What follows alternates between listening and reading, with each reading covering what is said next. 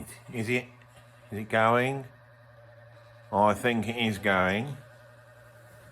Is it going? I think it's going, yes. Right, good. Hello there. My name is Barry Muggle. I'm a progressive rock fan. And I've known Andy for a number of years now, since I first met him back in 2006 on the very first Frost tour promoting the album Million Town. And I've stayed in contact with him.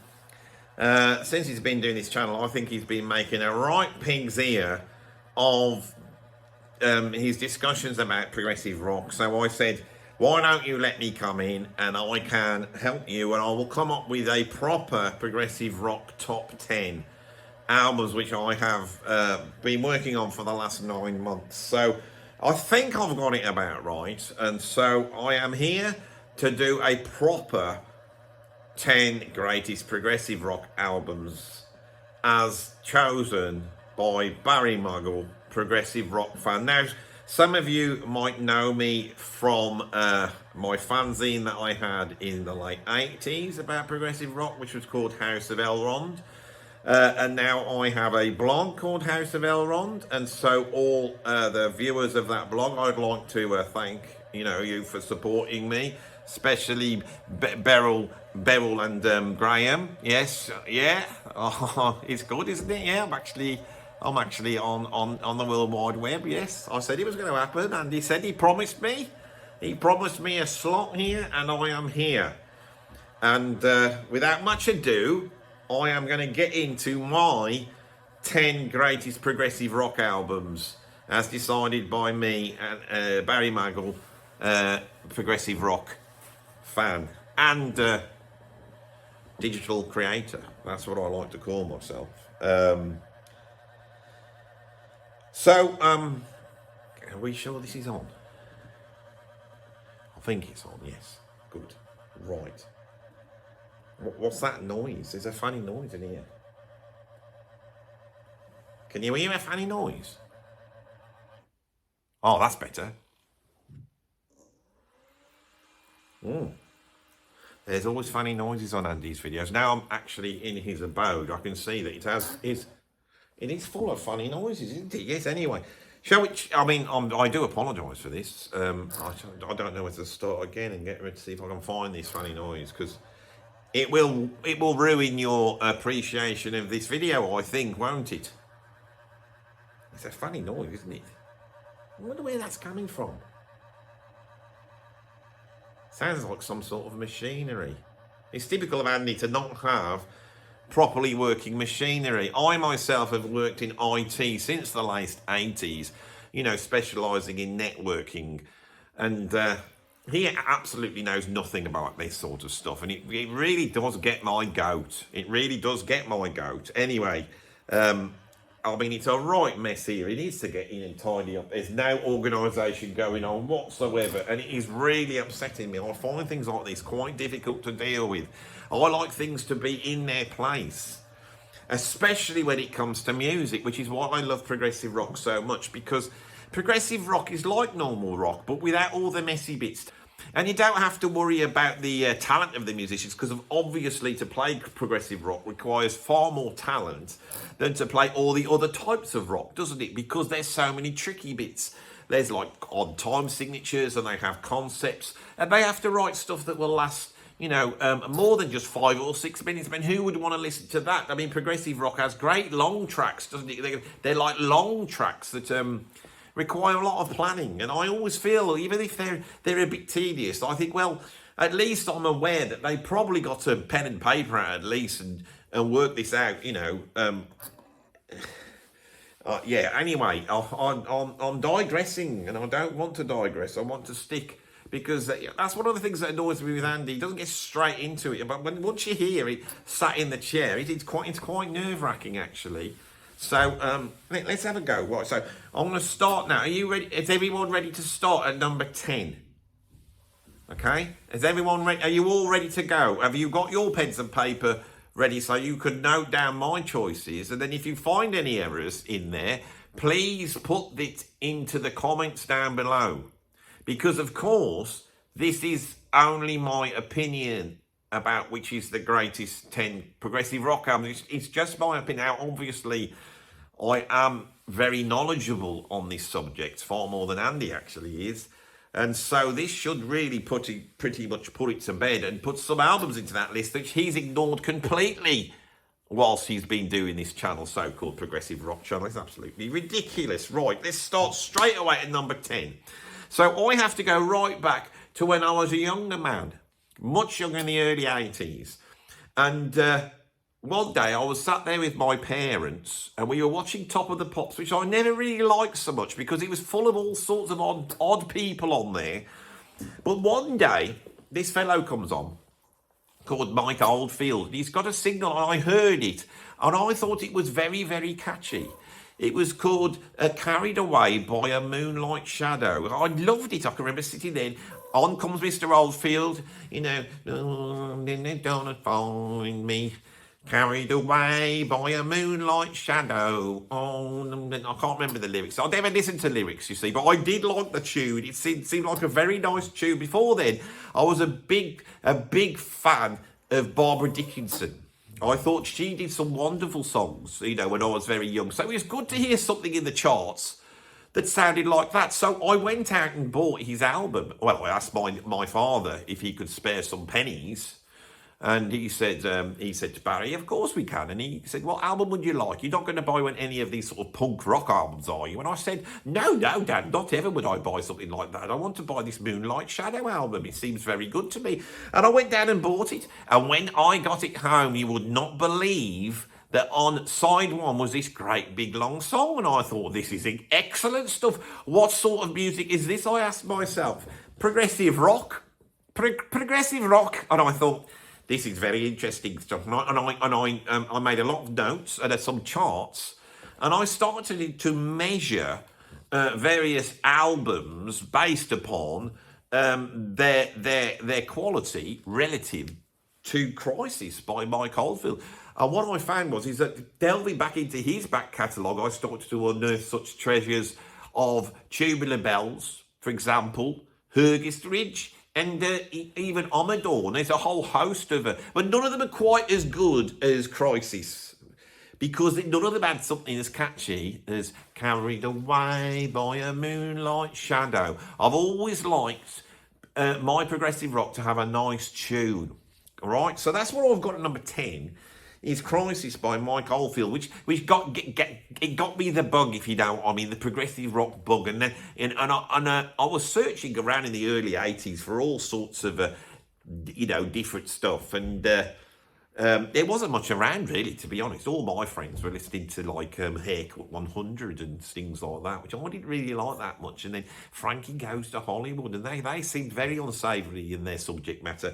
No, I don't like really soppy songs, if you know what I mean. I've never been one for the opposite camp, if you know what I'm saying. I've never been really that interested in the other side, if you know what I'm saying by that. But by the opposite camp, do you know what I'm saying? All the soppy stuff about ladies and wanting to give them a kiss and take them out, I've never been one for that type of thing. The ladies actually haven't really seemed to be that interested in me, which I don't understand why. And I will talk quite extensively about ladies in progressive rock, because they do figure. Because a lot of people say to me, why would you want to be into that? Because when you go to a progressive rock gig, there's not that many ladies there. And I say to them, this is not the case. The only thing is that when you go to a proper progressive rock gig, you can't tell really what's lady and what not. That's the problem with progressive rock ladies, is many of them, look very similar to the male end of, the fan base. I found the way to distinguish them is through the beards. The lady progressive rock fans tend to have less of a beard, if you know what I mean. Right, so I've never been one for this sort of subject matter in pop music, all about, doing things, trying to do things. I'm much more happier when a band is singing a song about a dystopian future, for example, or some sort of fantasy idea about wizards or something like that. And so I found out that there was a band that had written a song about a goose. And I thought, this sounds right up my street. So I went and checked it out. Of course, it was what I've got at number 9, which is The Snow Goose by Camel. A brilliant album. If you check back to some of the reviews Andy did for it many months ago, he made a comment about the vocals on this album. Of course, there's no vocals on this album. This is an instrumental album about a snow goose. In fact, it's about some artistic type fella that sort of he rescues some goose, a snow goose, brings it back to life with some girl, and then he has to go off and he gets killed in Dunkirk. I mean, if you can work in Dunkirk into a song, I think you're onto a winner, really. Snow Goose fulfills all the wants you would want from a 70s progressive rock album. You know, it doesn't get too heavy, because I don't like it when it gets heavy. Like King Crimson, they can get a bit strange, I think. I don't like strangeness. I like it straight down the line. And Camel are that for me. And I must admit, I am taken away. I am taken to another place by Andy Latimer's incredible guitar playing, which is both tasteful and emotional. He really is up there with David Gilmour for me as one of the greatest guitarists of all time. I don't mind a bit of fiddling and whittling diddling. I know Andy likes all that stuff, but I've never been such a fan of it. I'm much more in the Knopfler end of guitar playing, which I think is absolutely lovely. And Snow Goose has got all these things. It's a wonderful album, and I would recommend it. You can forget about all your, you know, these other albums that people go on, you know, by Genesis and stuff. I love Genesis. We'll get onto them, but I think Camel get forgotten in the grand scheme of things. You know, Snow Goose is very, very good. There's another one called Moon Madness. I like that one very much. All of them I like very much, in fact. Right, so now, one of the problems I've got with Andy is he doesn't get in deep. He does not get in deep into the world of progressive rock. He skirts around it. He's a fair weather fan. So I thought I would put an album on here by an artist I thought, who's Andy never going to mention on the channel? And who you viewers, proper progressive rock fans, are saying, why hasn't he covered this fellow? And you'll be glad to hear I'm about to cover him. So, of course, at number 8, I have the great Matthew Palmetta. Yes, Matthew Palmetta, yes. What an incredible artist he is. And I really feel he's not getting the just desserts that he should get from, you know, the music world. He's an incredible artist who makes...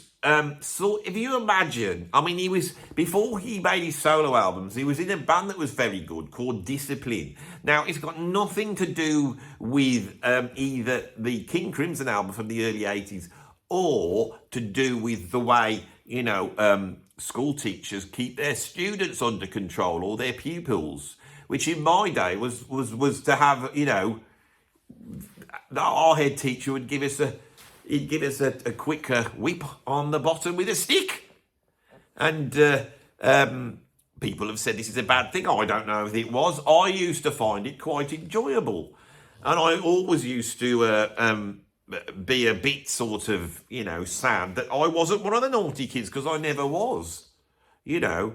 I mean, so, but the one time I did get the cane, as it was called, I found it quite enjoyable in a way. I felt that I was being taught a lesson by somebody worthy of dishing out a lesson, which is a head teacher. They know what they're doing, and I felt admonished by it. Anyway, I'm digressing here.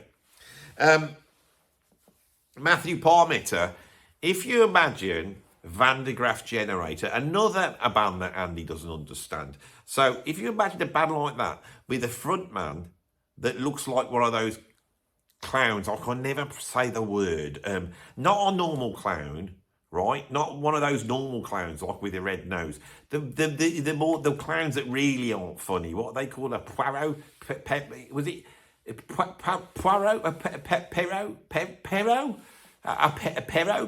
know the ones I mean? They're not funny at all. They just look like they're really upset and sad. They look like they're French. A bit like Marcel Marceau. He's got the same sort of look. You know that look? Well, imagine that look on your singer. That's what Matthew Parmetter's like. Now, when I see a frontman with any sort of makeup on in any shape or form, I'm there straight away, except for Kiss. I don't really like Kiss very much, although I am a massive fan of The Elder. Why they did not carry on in that vein, I do not. It's very hard to do one of these top 10 lists, so I can see where Andy gets it from. You go all over the place.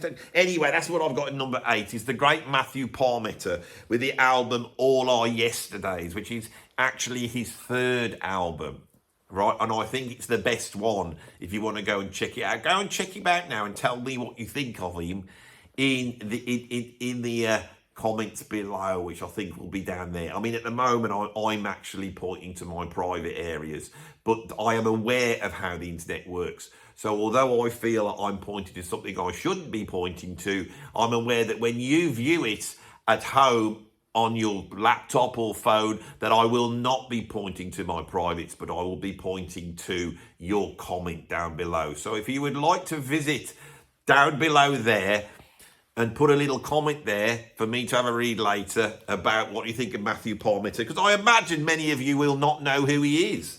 Right, so that's very good. Right now, it pains me to do these next two, to be honest. It does pain me. But I have to admit that I am a huge fan of Neo-Prog. And I had to stop myself from filling the whole of this list up with the likes of Solstice or Palace or 12th Night or even Pendragon.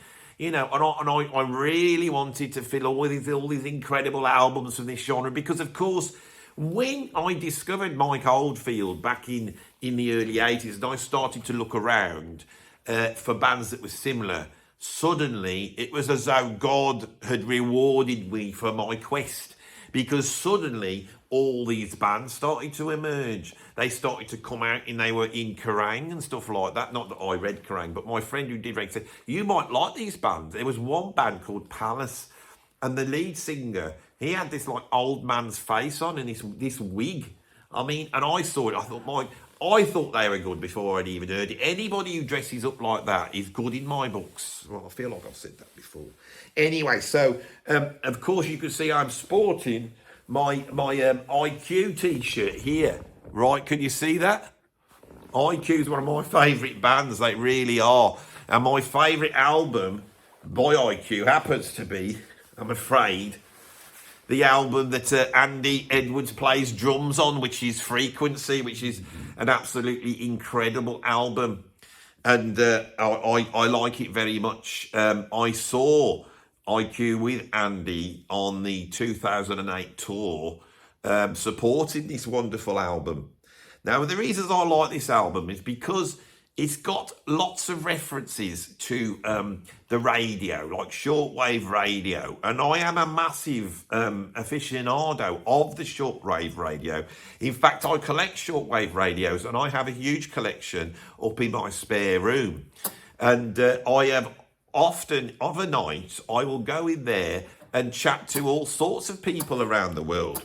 And one of my favourite ones is I like to chat to is a guy from Chile, right?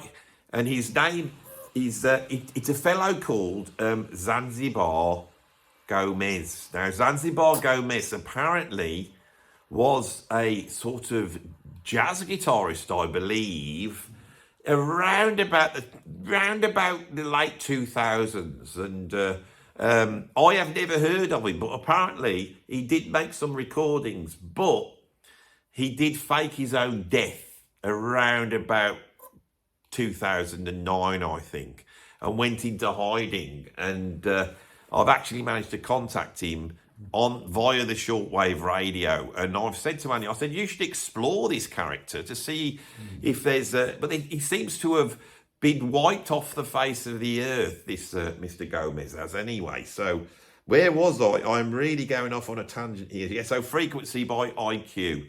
I do like that album. And number 6, I hate to say I've had to do it again, and I've had to put another album that's Andy's on. I mean, see, Andy, I know he comes across as a bit arrogant and stupid, right? But the thing is with him is he's not one to mention his own past glories, right? Now, I don't know if you know, but Andy used to play drums for the rock legend Robert Plant. Not somebody I like so much, but you know, people tend to do. They do like him. And I don't think he's mentioned this on the channel. And so I'll say this. I mean, he does get on my nerves with his lack of progressive rock knowledge, which I hope I'm making up for here in my list that's down there. Yeah. So what have I got at number 6? It's an absolute masterpiece that Andy was involved with, possibly the greatest neo-prog album of the 2000s, which of course is Million Town by Frost, one of my favourite bands of all time. I discovered Frost from the get-go. And as soon as they were out there, I went to see them play for the Classic Rock Society in 2006. I think they were supporting what was then Solstice, although Solstice have reformed recently, and they're very good because they got a lady in it. I'll be talking about ladies in a minute anyway. And I purchased, I can't quite get it on anymore, to be honest, but I have brought it to show you. I purchased this T-shirt, yes, this is my most valued possession in the world. It really is. Look at that. And then it says here on the back, right? It says Million Town 2006 to 2007. And if you look on it, right, this fella here could well be Andy, I think. Oh, that one there. This one, right, I bought when I saw them at the Classic Rock Society up in Rotherham in 2006. I bought this and put it on, and I enjoyed myself so much that I have never washed it since. I've kept it as a valued possession. So I knew you'd be very excited to see such a thing and to celebrate Million Town, which is an absolutely fantastic album. It's got a song about this bloke he comes back from the dead, which I do like a track like that. There's a lot of good stuff on that one. Right, so shall we move on to at number 5? I am a huge fan of Yes, one of the great progressive rock bands. And I felt with Yes, what you had was a band that started out a bit rubbish, which they did, didn't they? Because they had Peter Banks on guitar, and I didn't think he was very good, really. But eventually they got rid of Peter Banks. And they also had Tony Kaye. I mean, they spoilt the band, didn't they? Nobody wants to say it. But Tony Kaye and Peter Banks spoilt Yes. They just weren't good enough, were they? Then once they'd been got rid of, they brought in Rick Wakeman and Steve Howe. And then they started to get much better, I thought. And they got better and better and better. Until in 1973, they did their greatest album of all time, and one of the great albums, which I've actually got here at number 5, which is, of course, Tales from Topographic Oceans. What an incredible album. Now, I'm not too sure what they're on about on it. I think it's a lot of hippie stuff that they're going on about on there, but I try and ignore that, and I just listen to it in terms of the fact that there's 4 epics on this. 4 big, long epics. Not 1, not 2 even, not even 3, but 4. That's how many there are. And I feel that 4 epics, I mean, who else has done 4 epics? Think about it. You can't think of anybody, can you? Nobody's attempted it. When Yes attempted to do 4 epics on Tales from Topographic Oceans, right? When they attempted to do it, nobody thought it could be done, right? But they managed to pull it off. Now, of course, the way they pulled it off was by taking probably 1.5 epics and sort of just bumping it up with lots of rubbish. But I don't mind that. I don't mind the fact that it's a bit padded out. But the only problem with Tales of Topographic Oceans is that it upset Rick Wakeman because he liked to eat curries, and they didn't really like eating curries. And so he'd start to get on their nerves because it was so boring. He would eat the curries on stage, you know. I love a good curry. And if you want to know what a nice curry is to have with Tales from Topographic Oceans, I would be going for a chicken danzak, probably a chicken tikka danzak with pilau rice. Back it up with probably a peshwari naan. You know, and that's all you need. If you wanted to have a starter, well, I would probably be going for sargaloo. Sargaloo for your. I would go for that to start it off with. Buy yourself a curry, because you'll find that Rick Wakeman is right. It does enhance some of the more boring bits in Tales from Topographic Oceans, but it is one of the great albums because it's got 4 epics. I mean, what else has got 4 epics? And even if somebody did do 4 epics, it's already done now. Yes, I mean, they've done it. You can't do any more after that. They've done 4 epics. I think it's incredible, 4 epics. I think someone should do 6 epics now. I really should. If they can really get, just pad it out with a load of, guitar solos and the same bits over and over again, and slow bits and bells ringing and a bit like that. And you can do that. You can do it. It's very easy to make a 20-minute epic if you put your mind to it, but people won't put their minds to it, will they? No, they won't. Right, so, now we get to the good stuff. So, number 4, I have an album by one of the greatest British progressive rock bands, which, of course, has not been mentioned on this channel at all, and this is Mostly Autumn.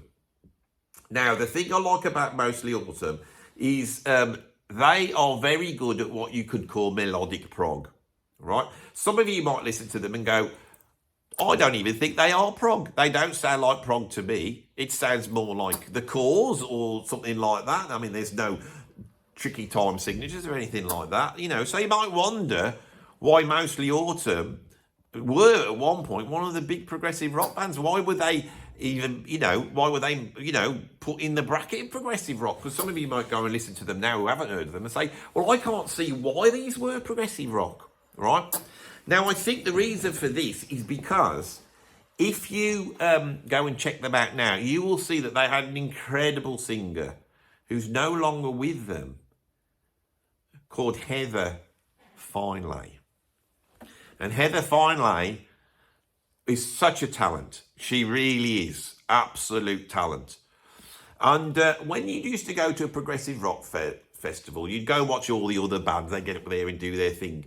And then suddenly, out of the smoke would come a prog angel. And this is precisely what Heather Finlay was, And I used to look at her and think, what a lovely creature, what a talented lady she is, what a talented lady. And I used to feel that there she was on stage with all the band around her, protecting her, as men should do with a young lady. They should protect them, and they should put her into their prog bosoms, right? And I felt that she was just a very, very classy lady, let us say. And when I saw her with that name, Heather Finlay, I used to imagine her laying in heather in Scotland, perhaps.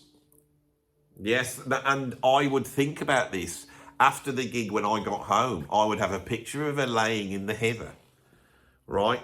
And she was experiencing absolute bliss, because there she was giving to us progressive rock fans, and we were taking it from her.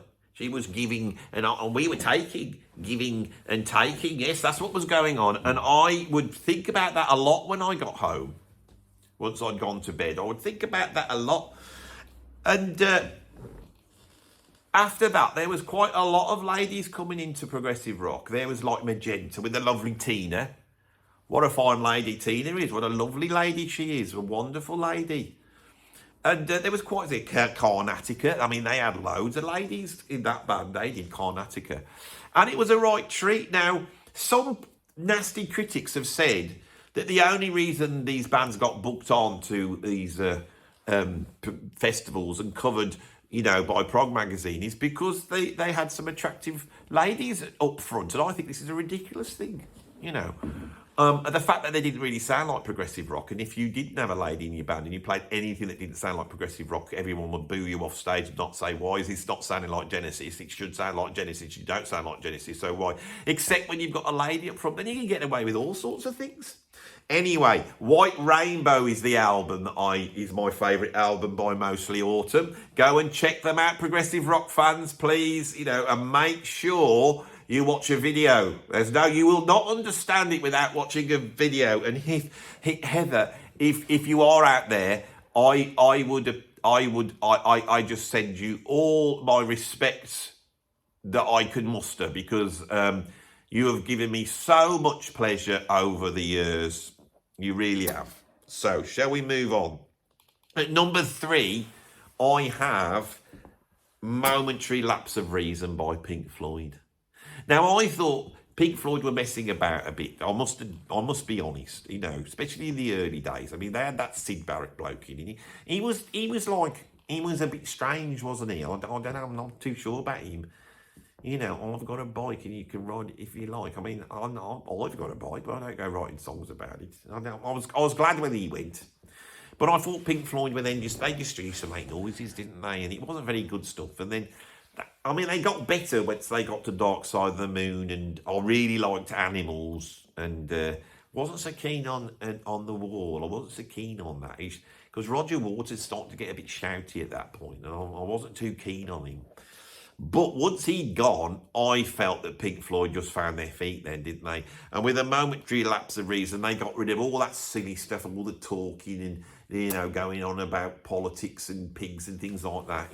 They got rid of all that, and they just settled into something which was good and solid, and found a nice, how can I explain, a nice, it started to feature Dave Gilmour more, because I really feel that the thing that makes Pink Floyd so great is David Gilmour.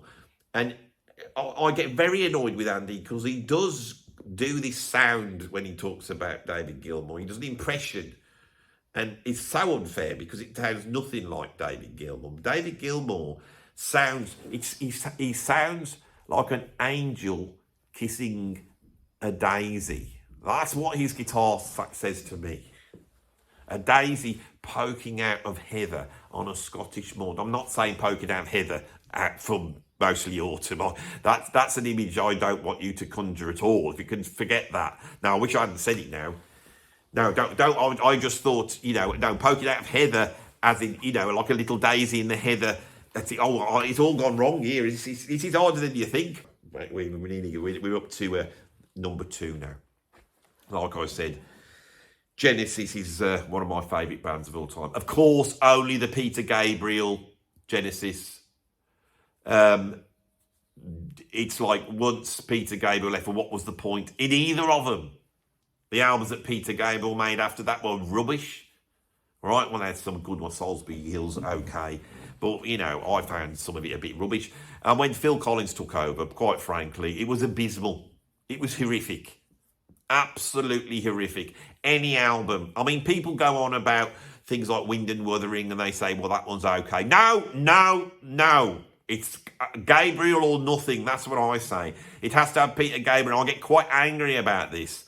If I had a time machine, I would go back to 1974, and I hate to say this, but I would kill Phil Collins at that point, hoping that would render the band over at that point, because why did we have to put up with such stuff in the 1980s, like, Invisible Touch or Mama or Land of Confusion, or I Can't Dance. These are all horrendous crimes against progressive rock. Now, I've got to be honest, I do quite like them. And if another band was doing it, I would probably be okay with it. But the fact is, this is Genesis. We're talking about Genesis here. And Genesis shouldn't be doing stuff like this. They should be doing songs like Supper's Ready or The Knife or whatever they do. They should be doing stuff like that, not what they're doing. It's bloody terrible, isn't it? Anyway, that's neither here nor there, isn't it? So, I had a good think of which my favourite Genesis album is, and it's the one that Andy never likes, and he's so completely wrong, right? I know which one he really likes. It's Lamb Lies Down on Broadway, and he likes that one, but I don't think that one's as good as Selling England by the Pound, which is the one that I've got here at number 2. One of the greatest progressive, if not the greatest progressive rock band of all time. I love that so much. A little bit too much frivolous and humour, which is just dropped it down. If they were a little bit more serious, a little bit more Van der Graaf generated, then I think we would have had one of the greatest progressive rock band. But they do get a bit silly. But nothing like Harold the Barrel. There's nothing like that on this one, right? That's nothing. And there's nothing like The Waiting Room. I mean, I love Lamb Lies Down on Broadway until you get to The Waiting Room. And what's all that noise about? I mean, nobody wants to hear that racket. Do they? Do you want to hear a racket like that? Sounds like somebody twanging around in my shed. Right, so we get to number 1 now. At number 1, I have the album that really it laid the groundwork for progressive rock for me. I mean, yes, people made some progressive rock albums in the 70s, but it wasn't until the 80s with the release of this album where progressive rock really became the force that we all know and love. And this is, of course, by the great Marillion, Misplaced Childhood. What an album. You only need to look at that cover. It's got a boy in an army outfit, right? As soon as you have that on the cover, and it's been airbrushed. I mean, I feel if an album doesn't have an airbrushed cover, then really that they shouldn't be allowed to release the album. Marillion were absolutely brilliant at creating great airbrush covers. Really was great. You know, I'm a big fan of fantasy art. You know, I like a bit of Sid Mead. I do. I like to look a bit like that. And I like Patrick Woodruff, who actually did the album cover to Palace, his album. What was that one called? Can't remember. Anyway, lovely cover. I was a big fan of fantasy art. So when I first saw the cover for Script for a Jester's Tear, I mean, what's more prog than a jester? I mean, a jester's very prog, isn't it? And this is what I think. We didn't have that in the 70s, did we? We didn't have prog archetypes. Marillion bring in prog archetypes. A jester, a chessboard, a raven. Okay? I mean, nobody ever in the history of progressive rock has placed a jester on a chessboard with a raven on his shoulder. Because if you were to do that, you would have perhaps the most progressive rock thing in the known universe. And at that point, all the bands would have to stop. They would have to say, it's been done. We all know about it. I call this prog's nemesis. At some point, there will be a band that does this, and it will be airbrushed. And when we see it, it will be, it will create in me a tingling sensation of enjoyment, which is incomparable to anything that you would normally experience in life if somebody was to do that. And I don't want to know about it, to be honest. I think it would be too much. Now, we are just talking about the covers.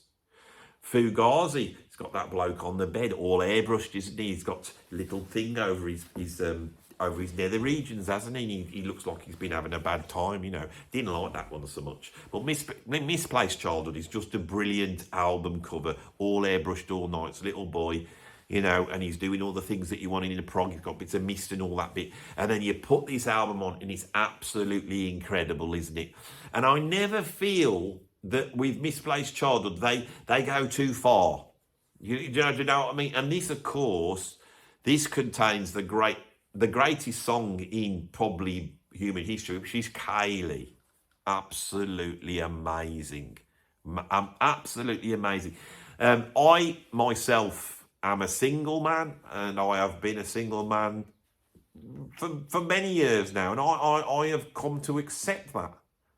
I realise that my love and allegiance has been to the music form of progressive rock. But my best friend at school, Graham, he did marry his wife, and they did have a child around about 1988. I mean, how old is she now? Right, I think she must be, it was 1988. I mean, she's 27 years old, isn't she? I mean, that's a hell of an age, because I remember when she was a little baby. Anyway, they named her Kaylee after the song. Now, you can go on about Yes and Genesis and people like that, But how many progressive rock bands have ladies walking around that are named after one of their songs? I mean, you never go hear someone say, hello, here's the wife. Oh, what's her name? Tarkus. Never happens, does it? Never happens, no. So I really feel Misplaced Childhood is the greatest progressive rock album. It laid the groundwork. I mean, bands like IQ, all that, I mean, they just then came in and copied Marillion, didn't they, completely? And they all sound like Marillion. But Marillion's the best one. And it's like, they're just better. They're better than the 70s ones, because they've got like loads of chorus on the guitar, and they got loads of DX7, which was I'm very into my keyboards, you see, and I think that the Yamaha DX7 really suddenly gave bands access to all sorts of incredible sounds that we haven't heard before, strings and tubular bells and things like that, and the chiffer lead. I mean, I don't know how they got by without chiffer lead, which was one of the great lead sounds that you get in a Yamaha DX7. Anyway, I feel like I don't feel like it. I have actually, in fact, got to the end. I've got to the end of this, so I did hope you enjoy this sojourn through proper progressive rock, and I hope you'll feel a little bit better that I've been able to cover some music artists. And he's never going to cover in a million years. He's too bothered about, talking about his rubbish jazz. I can't stand jazz. It just sounds like widdly. They just sound like they're making it up on the spot, don't they, these jazz musicians? And showing off so much, doing all their fiddly widdly bits, but they can't play proper notes, can they? Where someone like Andy Latimer or Dave Gilmour, they actually know the notes they're playing. I don't think these jazz musicians, they even have any awareness of what these notes are. Anyway, I think I've got to the end of it. I think I might have a tidy up and get this a bit organised in here, because it's a right mess, really, it is. Anyway, I do want to thank Andy for getting me on the show. And if you like what I did, I feel like I've relaxed a little bit now, and I was a bit nervous at the start. So, and he told me I've got to say that you've got to subscribe and you've got to like the video. So can you do that for me? The other buttons are there.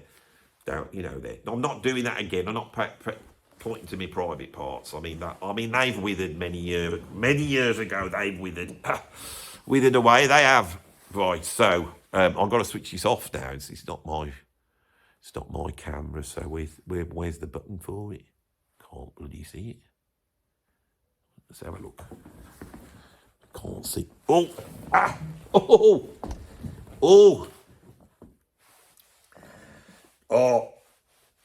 My hip went a bit then. All right, mate. All right. Is there any way of switching this off?